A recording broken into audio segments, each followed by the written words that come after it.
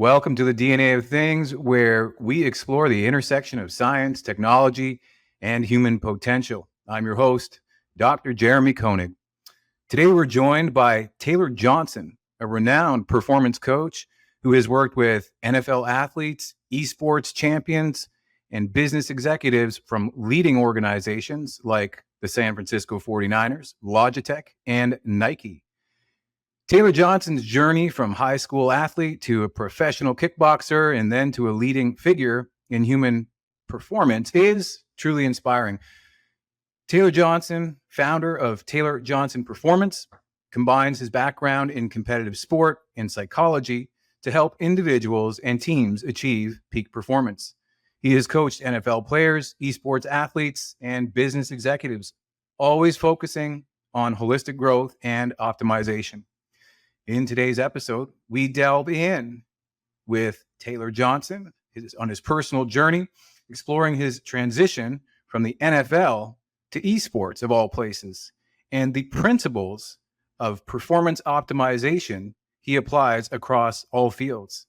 You'll learn about the importance of mindset in achieving high performance, role of self-awareness, and practical strategies to enhance your physical, mental, and emotional well-being.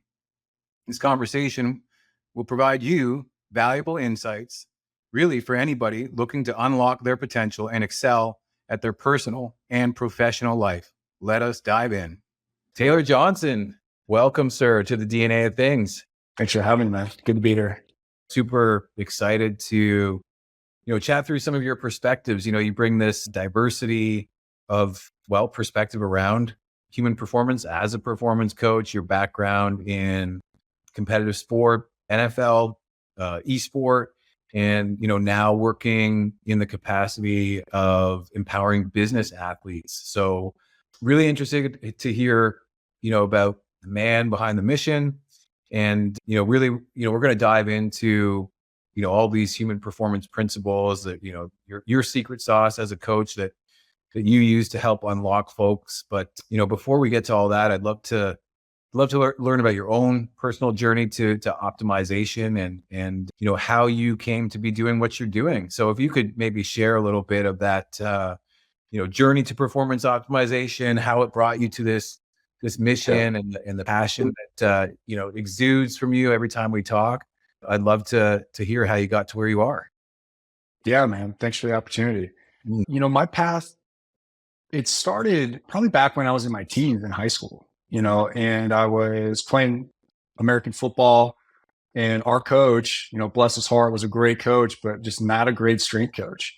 And so for me, training and performance optimization started with the classic like strength conditioning track, where I started to look up different exercises and workouts. I wanted to be bigger, stronger, faster. And that through line kind of carried me through, my teens into my early 20s. And when I was 20, I left the country and ended up living overseas in Thailand and training kickboxing and fought professionally. And it was always like, okay, how do I physically build the capacity to be able to, fight those rounds and fight at a high level? And then until my coaches signed me up for my first fight. And that was an interesting moment where I realized I had 8 weeks to train to fight another person in the ring standing across from me that wanted to kick my ass. And the physical training definitely mattered, and the psychological factor really amplified for me. I was like, the only thing that's going to separate me and this other person, if we're both training our asses off, is going to be our mindset. And so that really kind of shifted my perspective to take a step back and say, okay, holistically, physically, mentally, emotionally, and spiritually, what are the factors that go into high performance? And I got to really workshop on myself. And then fast forward, coming back to the States and transferring university and studying psychology, I also took an exercise physiology class where really I got that we are just a system of systems. And I love systems thinking and first principles. And that really set me down this path back on the physical side of, how do we build a robust system? And how do we build this engine to perform at a high level? So, and then that set me on the track around being in athletic performance and coaching in college and the NFL. And throughout that journey, I've always said my passion is performance, and it's my curiosity that navigates me through the world. And then getting to the NFL, it was great. I mean, I learned so much, and I had some amazing mentors, and I got to work with these amazing athletes and coaches. And there was this part of me that was like, this can't be it. This is not the end all be all. Mm. And for those who are familiar with traditional sport, it's a bit of a good old boy network in the sense of when there's a head coach that gets hired, he usually brings his staff. So that means when a coach is let go, the new coach will bring in their staff. And so I experienced that both in college, but then also in the NFL, where I was with the San Francisco 49ers. I'd made it through one coaching change. I didn't think we'd make it through another. So I was there for 2 seasons. And during that second season, I started to ask the questions like, if I were to do something else, what would that look like? Mm. And I figured like, the NFL is always going to be there. Like what is beyond or what is next in terms of my own abilities to step into something different? And what's an opportunity to take a context from traditional sport and apply it to something else? And so that's where esports came on my radar. And so I ended up doing that, being in that industry for about 7 years and working with some of the best cognitive performers for different competitive teams. And then that led me in the track of working in startups. I worked for a game development startup and a couple of other startups and working with teams. So it kind of came full circle of, team sport to cognitive athletes to then startup teams where it was these business athletes where essentially the game they were playing is business and entrepreneurship in life. And they wanted to play at a very high level for as long as possible. So it was just a transferring of skills and knowledge to different contexts along the way. Crazy. Yeah. I mean, I want to get to some of those, synergistic elements that you're finding, but hey, here's some kind of knee-jerk questions. I didn't know you fought kickboxing. That's new to me. Yeah, man. It was like a different life. It's like when you think back to the stages and phases, that was an interesting one for me and fundamentally changed my life. Like it was one of the best choices I could have made at that time that set me on the path to who I've become today. How long did you do that for? I was there for 6 months. Wow. I was training in the States for, I stopped playing American football when I was 18. I was playing at community college and played 1 season and then chose to not play anymore. It just wasn't fun for me. It was like, and I got really serious about school. It was an interesting moment in time for me because school had always been challenging. I knew I was, relatively smart and it was really hard. Like school was challenging for me. So I had to put a lot of effort. In high school, I was just kind of getting by. And something clicked when I went to community college. Something clicked for me where I was like, this is actually really cool. And this is the building blocks of what will become the foundation of how I build my life. And there was something in that just switched and I got really interested in school. So that was like, all of my like ambition to learn like came online during that time. And at the same time, it was probably not doing the best decisions in terms of the social circles. So leaving the country to go train was actually very strategic in the sense of removing myself from the negative influences to put myself in a situation where it was a pressure test where every day I was figuring out who I was and having to learn and grow.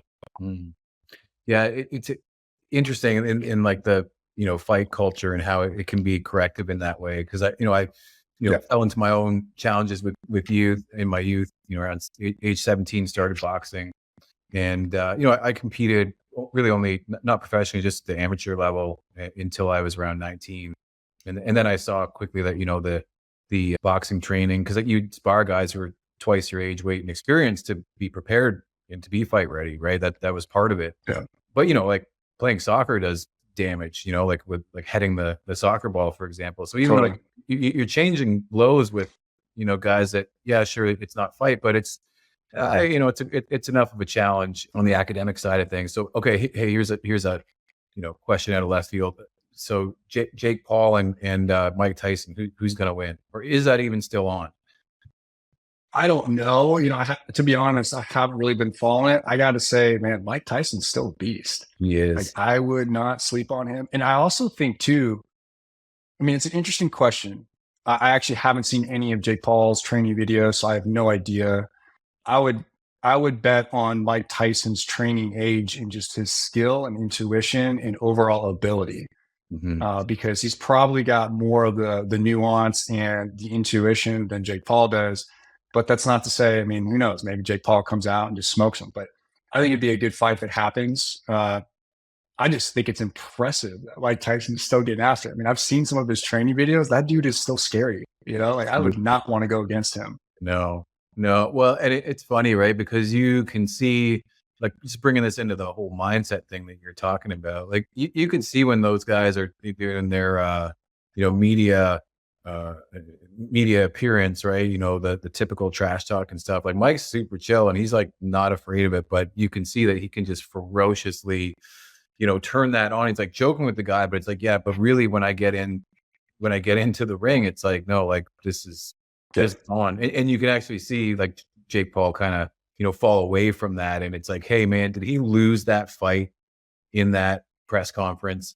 And so like talk to me about that in terms of the mindset aspect of what you're seeing, like, you know, obviously from what you learned in the NFL, but then how did you harness that in esport? Like that's such a leap, right? Sure. I mean, Yeah.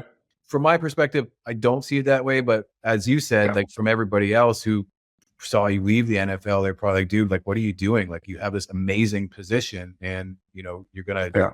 How does it even apply to esports? These guys aren't Yeah. athletes. Like, so, like, yeah, like, how did that transition go? And I know you wrote a book on that recently. Mhm. I throw that in the show notes. So yeah, tell me about the transition and tell me about the book. Yeah, totally. So I heard three things in there. One was like the mindsets of whether it's the sport players or esport players, or even like these business executives, you know, and how they frame different things. Then there's the transition from the NFL into esports, and then where the book came out of. So I'll start with the transition. Yeah, I mean, essentially that second year in the NFL, our staff got let go. I interviewed to keep my job, and also there was opportunities to go to other teams. Mhm. And ultimately, I was not going to stay at the 49ers. And even with other opportunities, I was like, man, if I'm ever going to do something, like now is the time to do it. You know, like let me just bet on me and build something for me. And that was really empowering. And what was interesting is when I ended up leaving, I told friends, families, colleagues, they're like, it's career suicide. Why would you do that? They couldn't wrap their minds around that leap, which wasn't really a big leap. It was more of just like a hop in my mind, because as we've talked about before, I mean, when you take a step back and you just assess it from purely as a competitive endeavor and look at the systems that are in place and the process and just say, okay, like what's actually happening here, whether it's, you know, the training, the competition, the travel, the organization, you start to like deconstruct and say, okay, there's actually a lot more similarities than differences. And uh, once I realized that and realized that the huge gap was around, you know, health and wellness and performance, I was like, oh man, I think that could be huge. Mhm. And more importantly, the downstream effect of that, my hope has always been that it'll impact and hopefully potentially positively impact, you know, millions of people through gaming. Like, who would have thought that you can get people to eat, move, and be happy and healthy through a video game by having these professional players start to adopt these mindsets and process of what you'd find in traditional sports at the highest level and transform their lives. So that was really the driving force behind me doing that. And the book became a byproduct of that journey. And it's not just my book. We had some amazing contributing authors and our editorial team, and we all came together, experts in the field across, you know, PT, nutrition, psychology, rehab, all these things, and said, okay, let's bring together the best of what we know and put together a book that's really applied, so someone can pick it up, read through it, and say, okay, let me plug this into what I'm currently doing.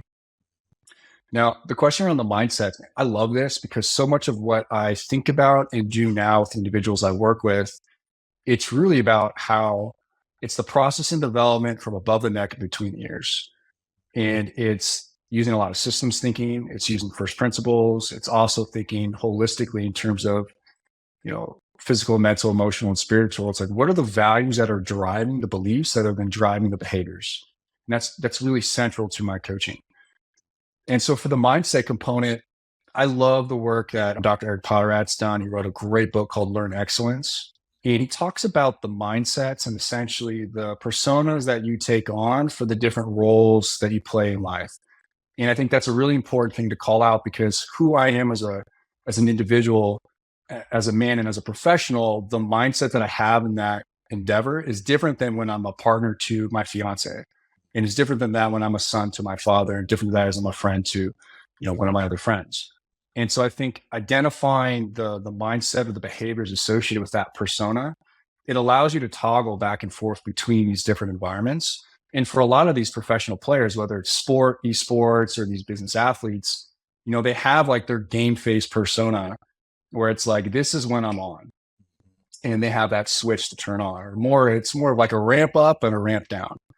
And I subscribe to the notion that like anyone who tells you they can switch on and switch off, I think that's BS, because it's very much like, yeah, you might be able to switch on, but it's a slow dial down, or the down regulation might take you a little bit longer, but you can't be like a hard switch.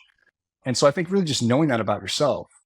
And so part of those mindsets and all the frameworks really comes from a deep sense of self-awareness, which I think is the foundation to all performance and all high performance and longevity.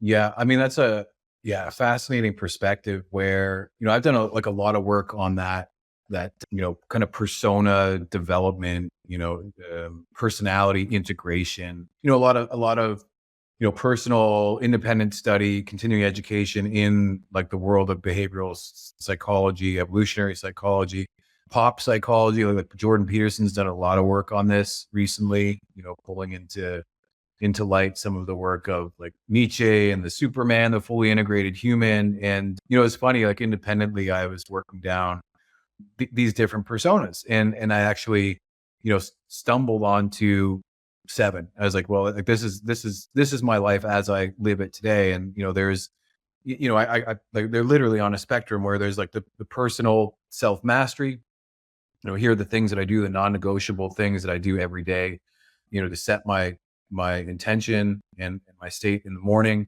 And so that's very personal. And I, prioritize these things. I think for what's important to me is like, so I got to get myself and my state in order before I can, be a good father, be a good husband. So, there's my personal mastery, there's my family, and then there's, my friendships and my relationships, like who I'm being in each of those.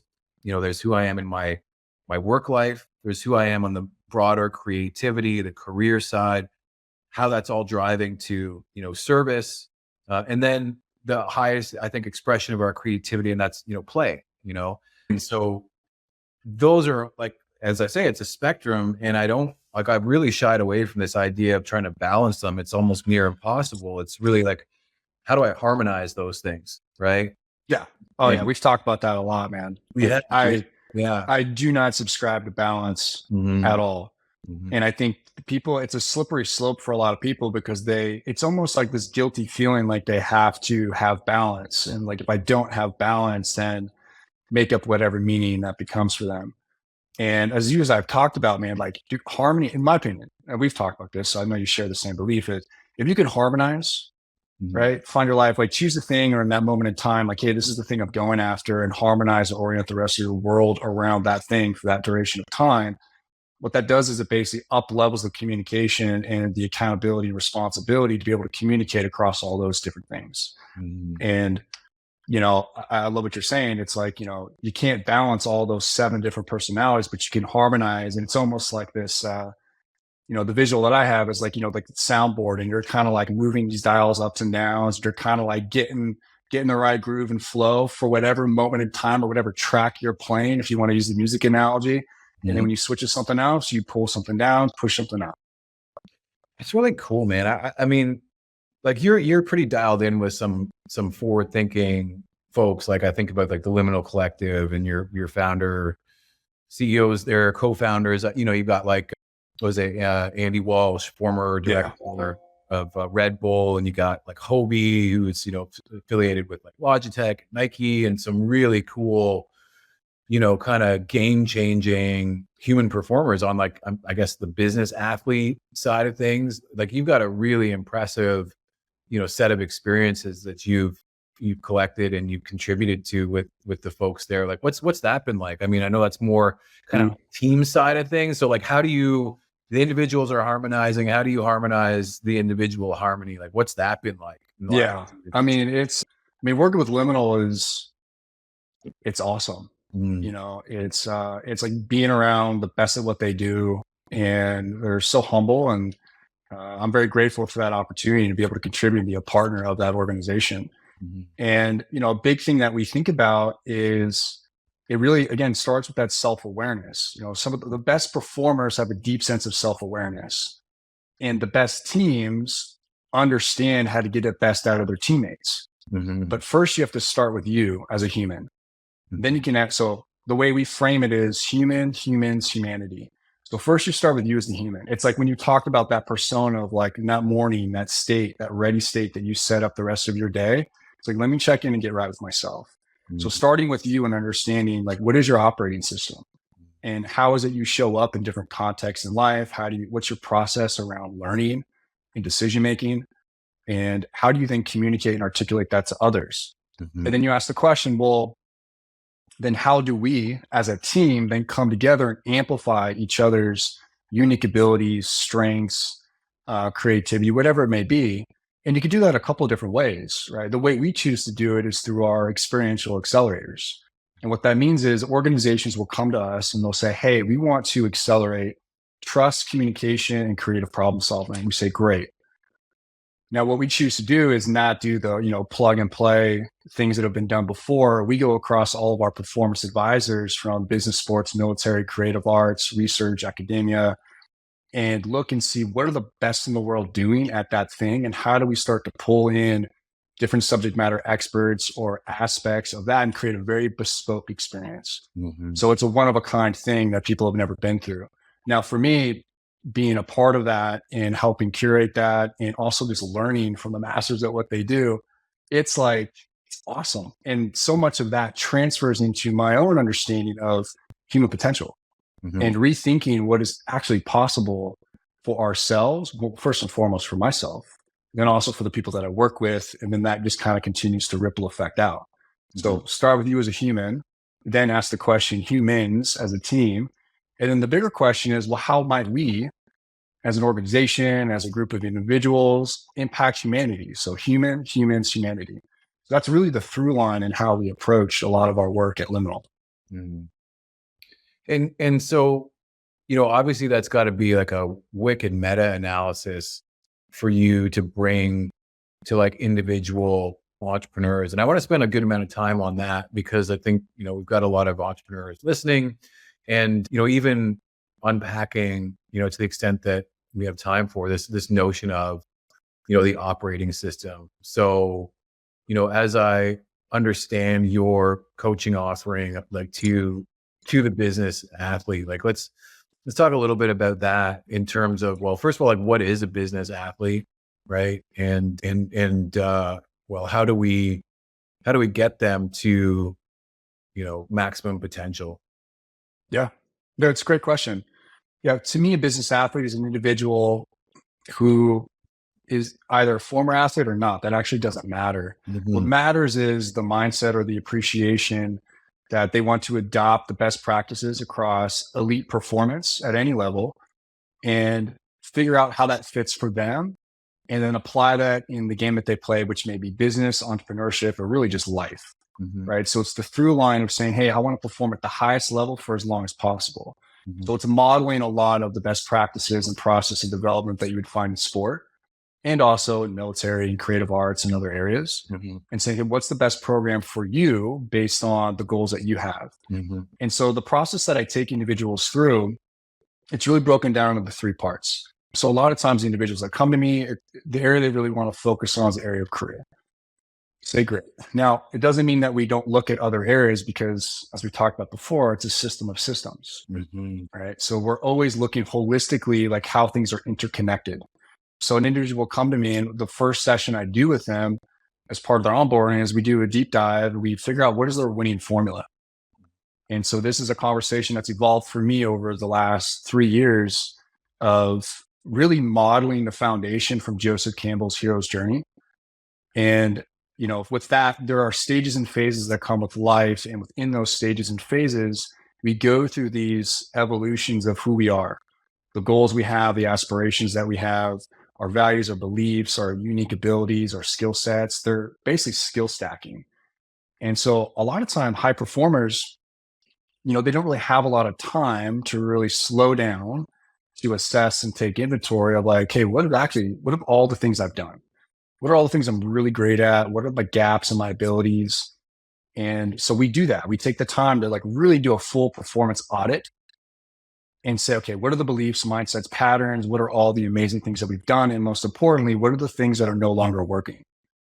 And so we're looking for those, if there's any limiting beliefs, negative behaviors, or things like this that are preventing them to get into the next level. Because oftentimes the people that I work with, they do have a sense of awareness that what got them here is not what's going to get them there. There is a gap. And so we're trying to close that gap. And so that's the first session. And then the second is really one of my favorite modalities of working with individuals. And that's I call it the inner game breakthrough session. Mm-hmm. And so what we've identified from that first session of the winning formula is really like, what is the way they do performance and how do they do transformation? Mm-hmm. And then it's what's the residue that's there that they need to let go of, whether it's a negative emotion, a limiting belief, or a refactor in a pattern or belief or behavior that's going to allow them to create space to then move forward. So that's the inner game breakthrough session. That's an intensive. And it's a deep dive, and it's one of my favorite sessions to do with an individual. And on the other side of that, what happens is they're blowing out any negative emotion or limiting belief. They've refactored their values in a specific area. And with that refactored values that aren't built on baggage, then it's a matter of, well, who do you want to become physically, mentally, emotionally, and spiritually? Mm. And so we're linking the values to each one of those areas, which then opens up the last part of the coaching, which is essentially we're performance modeling. And so that's the extensive ongoing support where we're then running them through a design sprint, and we're basically the product we're designing is the new version of themselves. Mm-hmm. I love that. Yeah. I love how you're like bringing together like the, going back to what you said, the human performance principles, but, there's the, call it the mental emotional release, the neuro-linguistic programming, this like total integrative psychology, but then it's like objectifying it, right? Like with this, you said it well, like design sprints, right? And it's like, it's an iterative process, right? And I suppose like once you've kind of unlocked and got a sense of, well, who's this new person that I'm becoming? Well, it's an iterative process as like the design sprint would suggest. And so it's not a linear journey, right? So how do you help people through that, that point of release where you're like, okay, I've made this commitment. Here's who I'm becoming. What kind of, when you talk about a sprint framework, like what does that look like? I know that I've done software development and product development, so I got a sense of what that looks and feel like. Yeah. Maybe some of the people who are listening don't. So what does the cycle look like once you've made the decision, to break through? Yeah, totally. Great question. So essentially what we do is we take all the components from the first and second session and say, okay, what are we working with here? And we get really clear on like, what is the goal that we're going after? Because the goal determines the model. And so it's how we track our progress. So the goal determines the model, and also we're checking, do the values that are created after that breakthrough session, are the behaviors matching? Because that's another really good coaching conversation. Like if their behaviors are not matching their values, either that's not the real value, or there's still some residual, or there's some baggage getting away from taking action on the behavior. So a lot of the performance modeling in that design sprint, when I was working in software development for the gaming company, I very quickly gravitated towards Scrum and Agile and design sprints, because to me, it was just building a performance program, and like the end product was not getting stronger, faster, bigger. It was like the product shipping and then getting feedback on that product from users and then run it through another cycle. So I was like, this is awesome. Like I had no idea. It was such a pleasant surprise. Mm-hmm. And so applying that back now into what I do is the performance modeling. A lot of that's influenced by Dr. Andy Walsh. And, he came up with this model or a way to really understand all of the different factors that need to be true in order to put somebody at their best, really to unlock their potential. And so the way that looks like is you say, okay, you put the person in the middle with the goal that they have. And you ask the question, the first design sprint is like, okay, great. What are the critical factors that need to be true to allow this person to do this thing at the very best level? And so you basically just workshop and say, okay, what are all the factors? And it ends up being like a really messy, big whiteboard. And it's actually meant to be that way, where you're really trying to get the visual learning component in and incorporate different senses and You're trying to activate memory, so things from the past. You're trying to activate imagination, so things for the future, kinesthetic, all these things. And so you basically map out and you get your critical factors. And then you say, okay, well, what are the sub factors? Now that you have your big blocks, what are the smaller blocks that build up those factors? So an example of this would be, let's say you're trying to get somebody to, beat the next marathon time. Okay.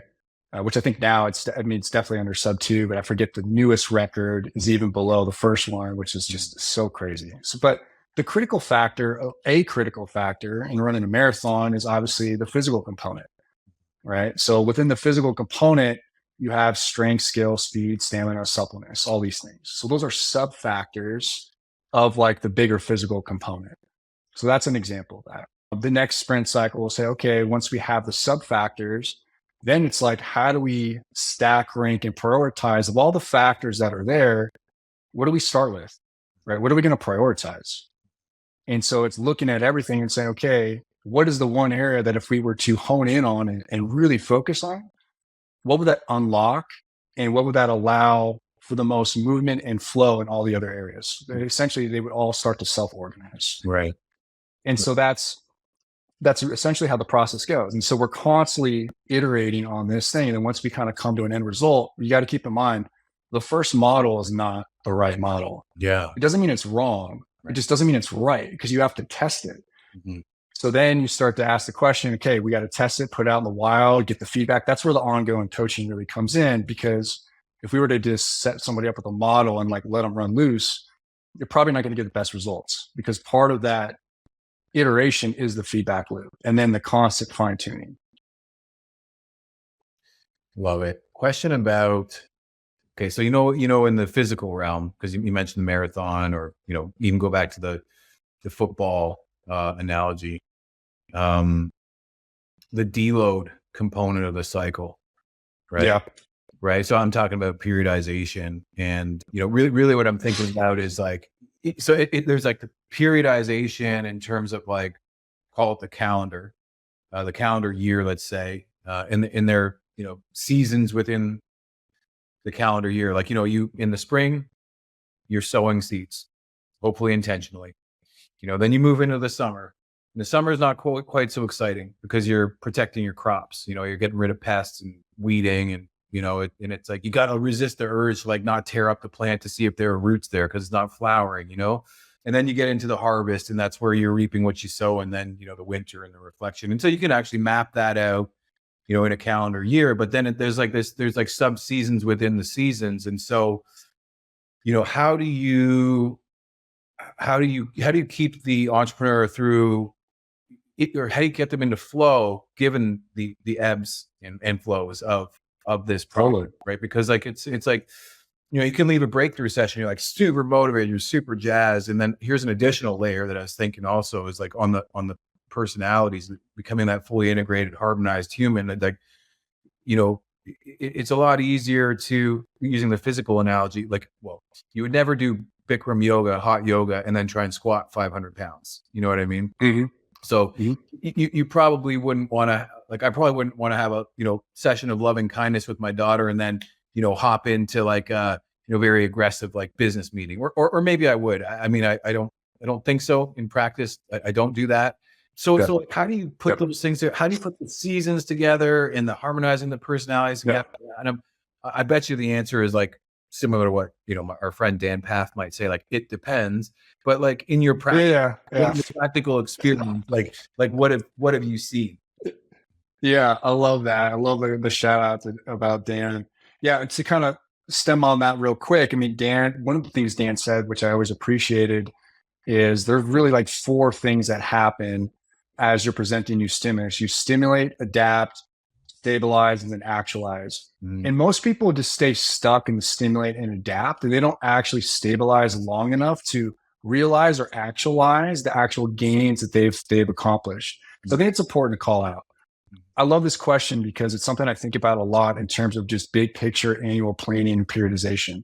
So there's a few individuals that I work with where, and I'll caveat this, not everybody goes this deep in terms of the planning and periodization. The ones who do are the ones that are already really dialed in, Yeah. They've got like the general foundations in place. Now we're talking the last like 5-10% of pushing the limit and really fine tuning. And I love playing in that space because it's highly bespoke, it's highly detailed, the feedback loops are tight, and it's just a lot of fun for me. Like that's really where I really shine, and just, I love spending my time. And so when you think about the annual plan, like you said, you want to factor in what are all the variables, right? So I love Charlie Francis, the past track and field coach, with vertical integration. So to go like, and I don't want to get too technical with like strength conditioning, I don't want to lose people. But basically, what you're trying to do is understand what are all the variables present, and rather than addressing them in blocks, you're basically saying, okay, everything is present at the same time. It's just what proportion comes where relative to the training cycle of the year. And so when I work with individuals, I say, okay, what's all present? Family stuff, personal stuff, work stuff. And oftentimes they haven't really thought about all of the factors that need to happen or are happening all on one sheet over the course of the year. So it can be kind of overwhelming at first, but again, it's about the visual learning, try to color coordinate and understanding. Well, one is the person a visual learner, kinesthetic, auditory, that's important. But we kind of match the representation to that person's learning style. And we just try to get everything out on paper and say, okay, what are the areas of like high intensity? We kind of define what intensity means to them. Okay, what are the areas of lower intensity? And how do we want to approach each one of those stages and phases of kind of coming in and out? So it's not to say that life gets easier. Life is always going to be, chaotic to some extent. It's if we have some reliability of when life gets more chaotic, because your business responsibilities match up with a holiday that's always going to be there, match up with like a vacation that you end up taking. And it's like, well, then how do you prepare yourself for before, during, and after that? Like, what does that look like? And so it's trying to smooth the transitions. And you can get real deep with it, but essentially it's just saying, okay, take an inventory of all the variables, and then how do you really set yourself up for success? And this kind of comes back to the mindsets and the preparation, and then also the recovery. So the coaching that I do with individuals, I even put them on a performance cycle where we go 3 weeks on, 1 week off. So we load in terms of our conversations, the materials and the exercises. Then we take a week off, reload, give them some space to kind of integrate and reflect. And then we start back up for another training block. Yeah. That's really on point, and I think about, you mentioned Charlie Francis, and I remember reading something related to like breaking world records, or because for those listening, Charlie Francis was, defamed sprinter Ben Johnson's coach, who just, despite his faults and dealings with anabolics, had some very sophisticated ideas around speed training. He wrote a book called Speed Trap, I think it was. Still, Anti Concepts, great book. Anti Concepts, okay, yeah. And I think I remember from that book, one of the things he pointed to, like, I don't know, Ben had a workout where, I mean, highly dialed into like things like complex training back in the early 80s. So like he'd have Ben Johnson squatting like 500 pounds before doing his like blocks workout, right? For this super compensation, super activation, super compensation, complex training, where the purpose of the workout was to train maximum output, maximum muscle recruitment around 60 meters. And, the workout on the schedule might've been like four times 3 times 60 meters. And then Ben goes out and, the second set, second 60, he like breaks his own personal record and the world record in the 60 meters. And then, Charlie shuts it down. He's like, okay, well, that's it. He's like, well, what do you mean, coach? I got more. He's like, you've just done something you've never done before. Go myelinate on that, right? Because that's the thing that you've done, is you've taken your performance to a whole new level. And, we could train to the point where we started to see diminishing returns, but like, that's not what we want to train. We want to train this new level of activation, this new level of being. So take a step back and, meditate on that psychologically, physiologically, anatomically, and, bring that into your mind's eye and visualize yourself doing that again and again and again. And so it's really interesting to see some of these things starting to make it to, the business mind, where, in the past, a lot of entrepreneurs that I work with, they're oftentimes comparing themselves to their performance in their youth, so things that they could get away with in their 20s, 30s, all-nighters, really aggressive travel schedules, changing time zones. And it's like, yeah, like you could do that before. And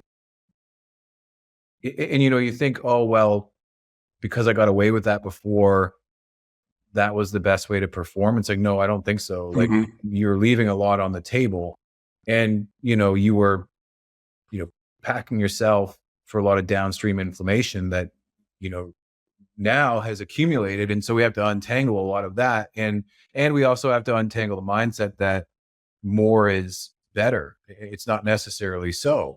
And, actually, I think a lot of the work that I did with NHL athletes before, where, it was so, blessed to have them for 2 to 3 months, where, the first month would be about untangling the season, right? And then maybe we get to do some base training in the second month, and in the third month you do some, peak performance training. And I would get athletes calling me when they go back to training camp, like very frustrated, saying like, hey, like, the performance principles you spoke of, we're not seeing them here. And I'm like, yeah, this is not at an individual camp anymore. You're in a group training session, and the work that we've done in the 3 weeks, if you keep up with these habits in the next 6, 7 months, hopefully you won't fall apart of game 7 of the Stanley Cup finals, because that's really such a, long, onerous, torturous path. Now, Yeah. those hockey players, they don't have a say in the season, right? It is what it is. The travel schedules are what they are. And, one of the challenges I found with entrepreneurs is actually saying, no, hey, actually, you can create your reality. You can control your schedule. I mean, that's probably part of the reason you became an entrepreneur, is because you wanted that autonomy. And Yeah. so, starting to, just unpack the day, like how much potential there is in the day if you stack things just right. I mean, I don't know about you, but I spend a lot of time on, you know, acknowledging the circadian rhythms. Here's where your peak cognition is likely to happen. Like, here's where you want to hit your workouts. Here's how you want to think about pairing that with your, your nutrition. And then, how do you organize that over a week? How do you organize that over a month, a quarter, a year, et cetera? What are some of the things that you're seeing, just, call it CEO? I don't like the word hacks. I'm just going to use the word because everybody knows what that means. Of course, you can't take somebody else's hack and integrate it into your life without realizing, like, hey, you're bringing a new planet into the solar system, and that comes with its own gravity. So with all that caveat being stated, what are some of the cool things that you've seen in entrepreneurs in terms of just like their own innovative solutions? Like, we see this with athletes all the time. Like, athletes make up exercises or make up recovery drills and modalities, just by kind of peer-to-peer learning. Have you Yes. seen anything like that in the entrepreneurial space? Yeah. I mean, I think what, first off, I appreciate everything you shared there, because there's a lot of similarities in terms of just load management and Mm, thinking about thematically the days, the weeks, the months, the quarters, the years, yeah. really drilling down, and then so zooming in and zooming out. And, I think some of the moments where I'm talking to individuals that I'm working with, or that I hear that they're doing, what it makes me smile is like, really, it's like finding the simplest solution. So Mm, again, it's like the systems thinking. Gall's law is essentially, you cannot create a complex system unless it comes from a simple system. mm, And so it's really getting to the simplest solution. It was like, hey, if I do this thing, this very simple thing, it allows me to stack more complexity on top of that. So again, it really comes back to the foundational and fundamentals, the sleep and the exercise. And to your point, it's figuring out when and where within their day can they get, even if it's just like an exercise snack, to get a boost of cognition, mm, whether it's for a meeting, after a meeting, whatever it may be. It's really just, I think it's the awareness piece. It's mm, generating more awareness around how do they actually operate. Now, what I find really useful for a lot of people, and you talk about this specifically in entrepreneurs, is taking their time back from their calendar mm, and using, whether it's time blocking or color coordinating. That's like the first step, is like, okay, plan out your day. Like, how do you want your day to go? And again, I love this from Dr. Potter. He basically color coordinates red, yellow, green. Red is your non-negotiable. Yellow is like, I can move it, but I need a good reason. Green is flexible. Now, my colors are very different than that, but I think for a lot of people, that works really well. Yeah. So you can just at a glance look at your calendar and see what do you have in place and how do you want to like coordinate or set your day up. Then I take it a step further and say, okay, now going back to the track and field or the training analogy, what are your high days and what are your low days? And what does that look like? And can you thematically stack high days, and then give yourself a low day after? So you have like a high low. So you have like a high intensity recovery. And that looks very different for a lot of people. But I think even just thinking a level up in terms of like, what are like really high output days and how do I then set myself up for that? So the individuals that I come across where it makes me really smile is like they get very simple and say, okay, what absolutely needs to happen? And then they start to layer the complexity and think, okay, well, how do I set myself up for that? What's the mindset I want to have going into this meeting? So a lot of the work we do is we figure out like, what are their game days? We say, okay, working backwards from game day, how many game days are in the week? Or how many game days are in the quarter or in the month? And we start to work backwards and be more intentional. Really, it's the intentionality. Yeah, I love that. It's like going back to that Ben Johnson example. It's like he's doing heavy squats and sprinting on the same day. He's done the complex training. And so what is that? What are we really saying? We're saying like he's fried his nervous system, central nervous system, and it's going to take at least 48 hours to recover. He's doing 2 of those styles of workouts a week, maybe 3. And if he's doing 3, he's flirting with injury, right? And so then how is the regeneration and the integration happening? So yeah, that's one of the things that I'm seeing is entrepreneurs who are really successful. What they do is they schedule those, call them those Q2, quadrant 2. So non-urgent, but critical, like non-urgent and like critical is like, I say it's like the basic ones are like flossing and brushing your teeth, right? It's like, yeah, it's not an issue until it's an issue and you got a cavity. So like you want to floss your teeth. So, working out, having those tough conversations that you want to be having, to kind of unlock potential in your team and get better delegation. So you have stewardship delegation versus gopher delegation. I find, entrepreneurs, like, call it a hack, if you will, is like they schedule those events. They schedule those, non-urgent but critical tasks as events and make them urgent. That's what I find, and like treat them like as seriously as a board meeting. So it's like, oh, hey, there's an agenda there because this is important. It's funny. I caught myself doing this, a couple of years ago because I get coaching because why wouldn't I? Every time I did anything worthwhile pursuing, whether it's running track, doing a PhD, running a business, it's like, you need somebody that's got your blind spots, and helps you see your blind spots. And, one of the things that I noticed is I was like, doing all this work, say for my clients or biz dev meetings, like putting together agendas, making sure that, everything was clear meeting objectives, clear agenda items, clear action items coming from that.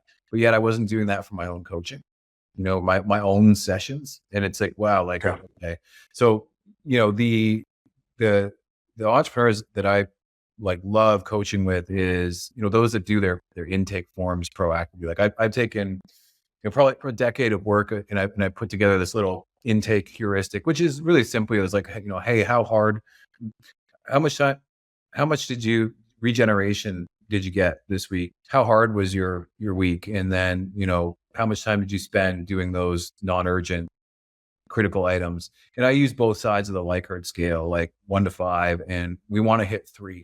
And what's really cool is I start to see, it's like, oh, well, if work is harder than I want it to be, it's usually because, I either haven't planned properly or I didn't recover. And getting them to see that. And the interesting thing is starting to see them like, auto correct and find solutions independently.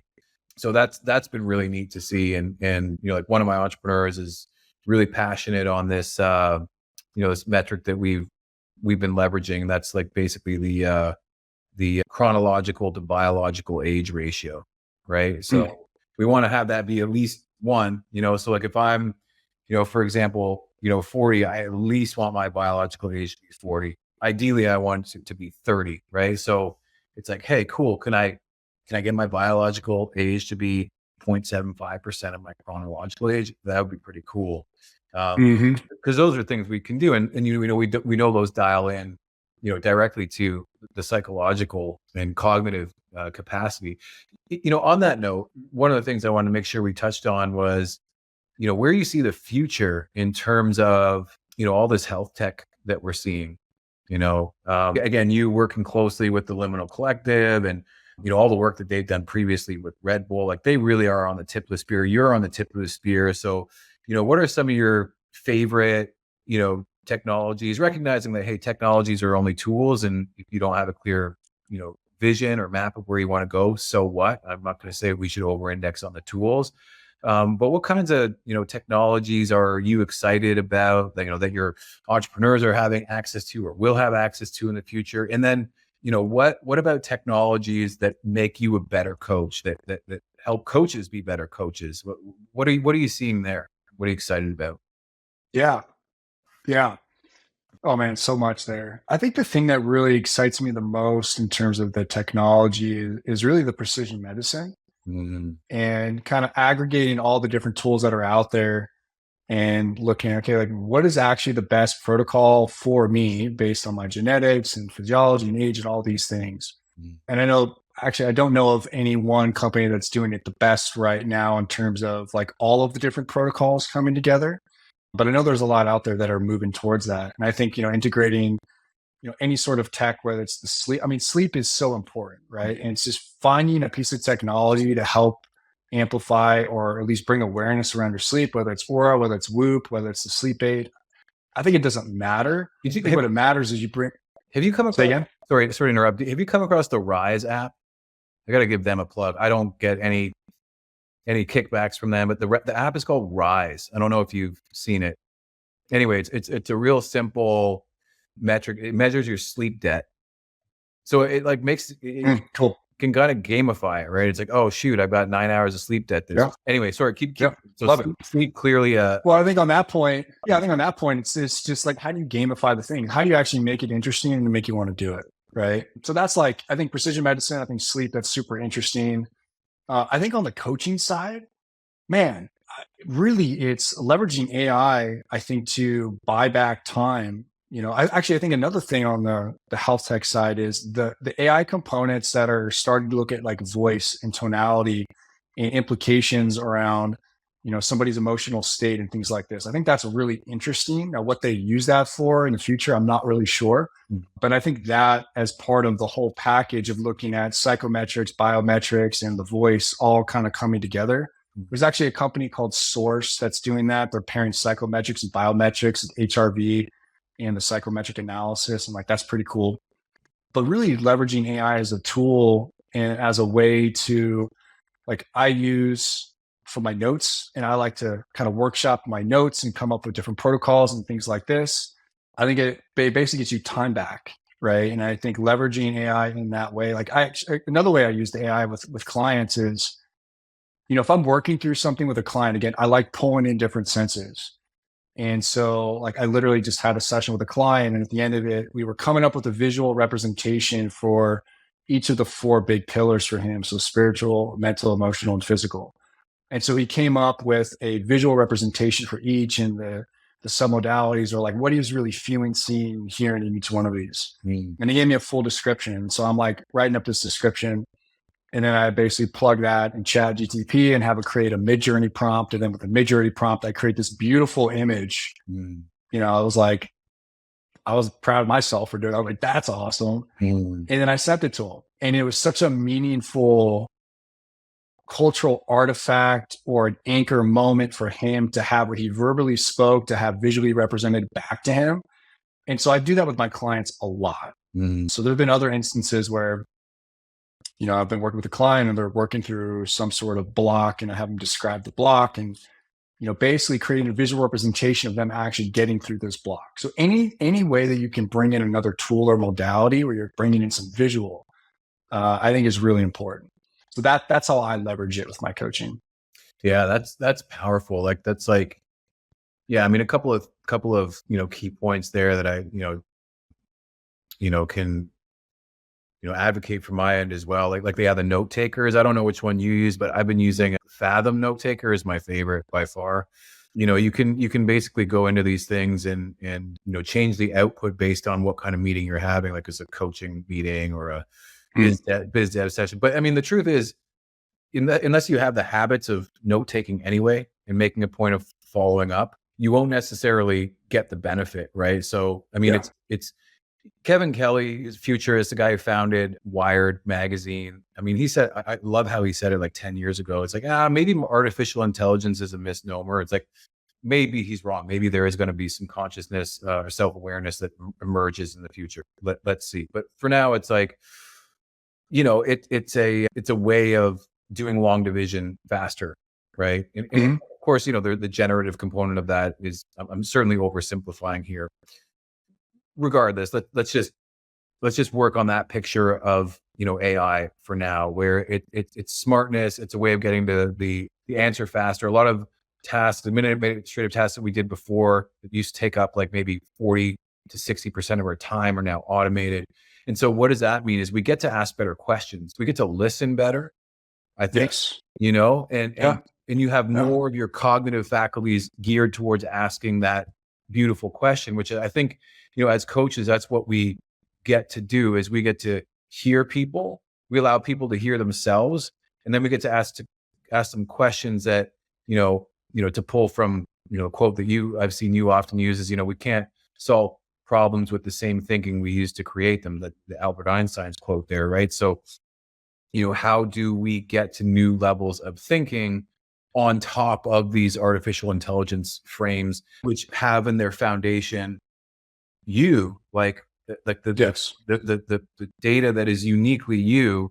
And so, and then what version of you are we giving this solution to, and what for, in terms of the goals that you're tracking toward, and is it the right goal, and is it consistent with, I mean, there's a huge accountability factor there. I think that AI can help us with. It's like, hey, here are my principles and values, and here's a decision that I'm coming up against. Like, does this make sense? Can you hold me accountable to what I said I was going to do? And maybe that does become like more of like a personal Jarvis, right? Like the Iron Man had. And that's actually the question I wanted to finish with is like, so you're recording all your stuff with your coaches, right? Or sorry, with your clients. You record your sessions. It depends. It depends. Not all my clients. Okay. Well, let's say that, some of your clients, you record sessions.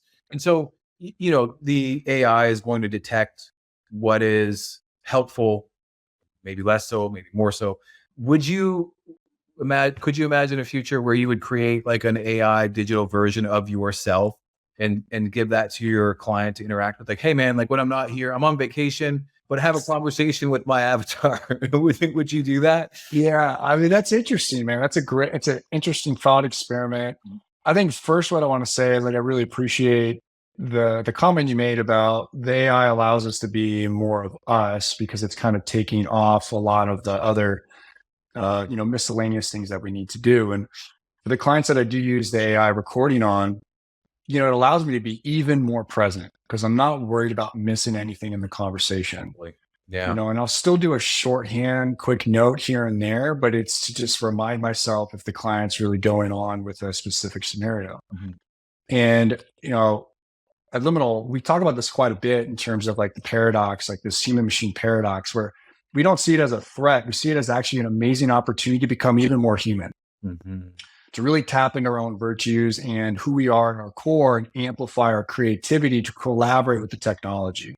And so the question around like, would I create my own chatbot? I mean, I've played around a lot with creating my own GPTs and use them for different use cases and things like this. Would I give it to a client? Potentially, I guess the question would be, well, the classic, like, it depends, right? Mm-hmm. It's like, I don't know if I'd give them a bot to work through a very challenging problem set, but if it's something small, maybe. But actually, I think as I'm talking about this out loud, I don't think I would, at least at this moment. And here's why.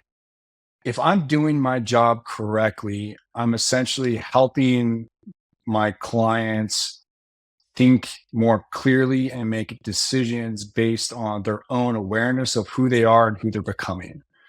And so I think the goal of it for me has always been, I want to coach myself out of a job. Therefore, I need to play all out and say, hey, let's really dig in, talk about blind spots. Like, let's identify everything and anything that's possible to up level your performance and teach you the mental models that either are out there or create them for you. You create them, like we can kind of co-create them. So the world makes sense to you. So you make your own decisions. So this is a very interesting topic I spoke with one of my mentors about is he goes, man, you got to stop calling yourself a coach. And I was like, well, what do you mean? And he goes, well, by calling yourself a coach, it's very authoritative by nature. It's like, you do this program that I create for you, and I will track your progress against this thing. And I thought that was really interesting. And he goes, I'm like, so what do you call it? What do you call yourself now? He goes, well, I'm a consultant. I'm like, but that doesn't feel like it captures the essence of what I'm doing. He goes, well, here's why. He goes, a consultant, my job, where he was talking for himself, he's like, my job is to help give the information, the what, present the reasoning, which is the why, and the how is really up to my client. He goes, because if I tell them how to do it, I take away the opportunity for them to creatively problem solve. Mm-hmm. And he goes, I don't ever want to do that. He goes, I'm trying to amplify their creativity. Now, for him, he's like, well, I'm going to help you along the way, kind of course correct. That's why the questions, Socratic method, things like this. And I thought that was really interesting. Now, I still call myself a coach. And what I've really leaned into more of is creating way more space for the how. It's like we can give a framework, but how they choose to navigate and that's all up to them. So going back to your initial question is like, would I give my client a bot? I think at this time, as I've talked through it, and I appreciate the opportunity to do so, I would say no, because I would want my client to be able to have the resources available within themselves to make the best decision based on the information they have. And regardless of that outcome, they're going to learn either way. And then when I'm back, let's say I'm on vacation, I come back, we can talk about it and work through, okay, what went well, what went wrong, what could have been better. Because at the end of the day, it's actually not about my agenda. It's about my client. Yeah. Yeah. I mean, the interesting, I guess, tangent that my mind was going on as you were talking there was the economy of scale, right? So it's like, okay, well, if there's 1,000 Taylor Johnsons, well, maybe I can, offer my service at like a 1/1000th of the rate. Totally.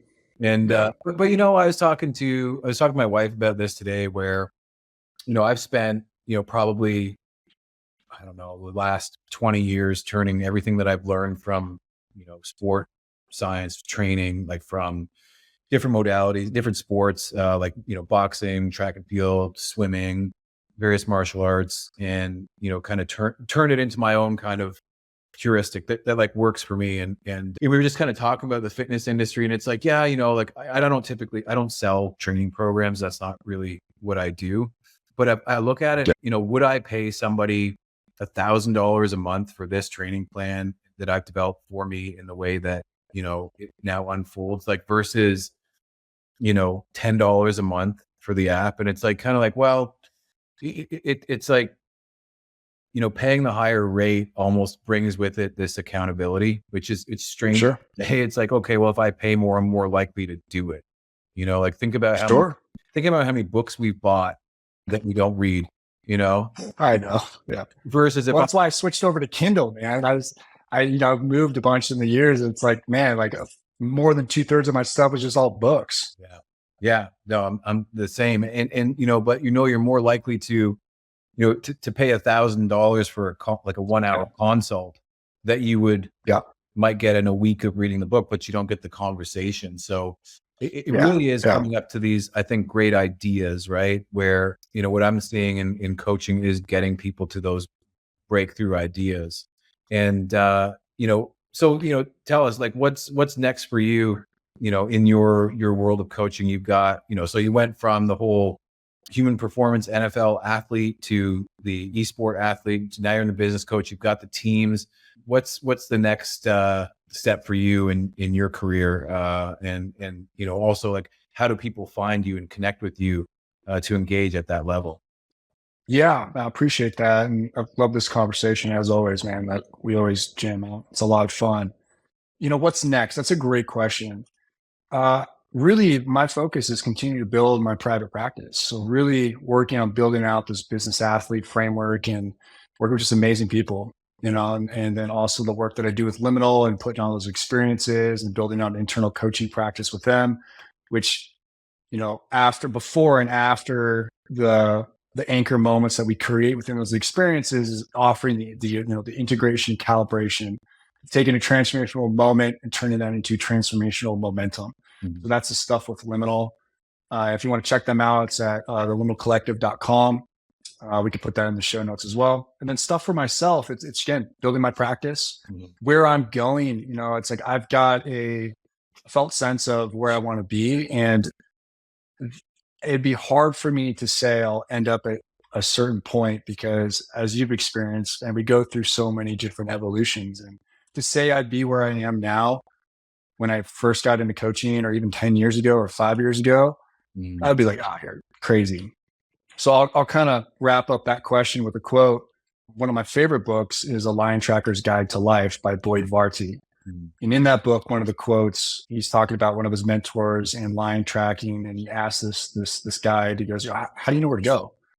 And he says, I don't know where I'm going, but I know exactly how to get there. And he's like, I just got to find the next track. And that really feels like it sums up my life and my career to this point is I have no idea where I'm going to end up.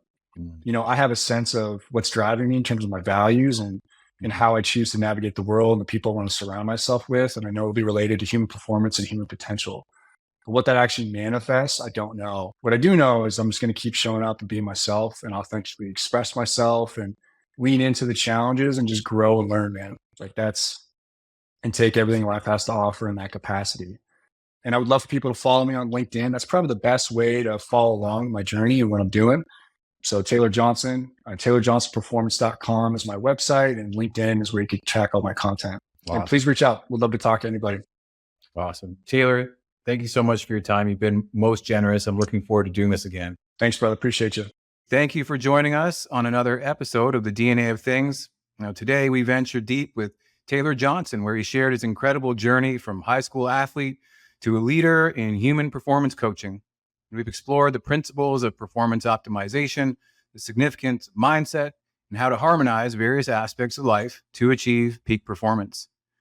Taylor Johnson's insights into self-awareness, strategic planning, and leveraging technology for personal growth are invaluable to us all. These tools and strategies can truly transform your approach to achieving your goals, whether you're an athlete, entrepreneur, or anyone striving for excellence. I hope this episode has inspired you to take actionable steps towards your own performance optimization.